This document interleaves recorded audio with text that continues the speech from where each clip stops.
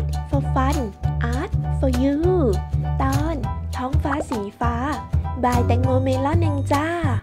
สวัสดีค่ะเพื่อนๆวันนี้นะคะเราจะมาวาดภาพสีน้ำง่ายๆทำได้ที่บ้านกันนะคะโดยวันนี้เราจะมาวาดภาพท้องฟ้าสีฟ้าโดยก่อนอื่นนะคะเพื่อนๆก็อาจจะใช้ผู้กันแบบนี้ระบายน้ำให้ชุ่มฉ่ำก่อนซึ่งเพื่อนๆก็ฟังไม่ผิดค่ะเป็นการระบายน้ำจริงๆนะคะระบายน้ำเปล่าลงไปเลยนะคะให้กระดาษเปียกซึ่งเทคนิคนี้นะคะจะเรียกว่า wet on wet หรือเปียกบนเปียกค่ะหลังจากนั้นนะคะ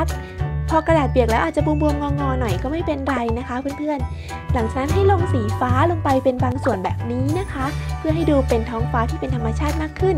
เราจะเว้นสีขาวด้านล่างเอาไว้นะคะเผื่อเราจะตกแต่งวาดเป็นภาพวิวอย่างอื่นนะคะโดยในที่นี้นะคะเพื่อนๆอาจจะลงสีฟ้าโทนอื่นลงไปนิดนึงก็ได้นะคะเพื่อให้ดูมีความหลากหลายมากขึ้นนะคะแต่ในที่นี้เราก็ไม่ได้ลงสีฟ้าอะไรมากนะคะเพราะว่าเราจะทำให้ดูเป็นท้องฟ้าธรรมดาปกติตอนกลางวันนะคะหลังจากนั้นเพื่อนๆก็อาจจะทำปุยเมฆสีขาวด้วยการเด็ดทิชชู่ไม่ใช่สีขาวฉีกทิชชู่ออกมานะคะแล้วก็โปะลงไปเป็นบางส่วนนะคะให้กระดาษทิชชู่เนี่ยนะคะซับน้ำแล้วเราก็จะเห็นเป็นปุยเมฆสีขาวแบบนี้เพื่อนๆมือถือหล่นนะคะอย่าลืม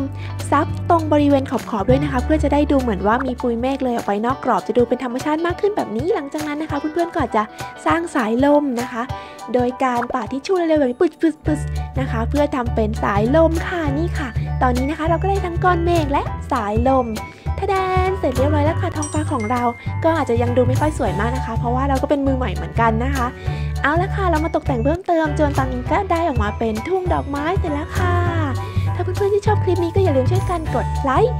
นะคะหรือกด Subscribe เพื่อเป็นกำลังใจให้ด้วยนะคะขอบคุณมากๆเลยค่ะถ้ายังไงวันนี้ขอลาไปก่อนนะคะสวัสดีค่ะบ๊ายบาย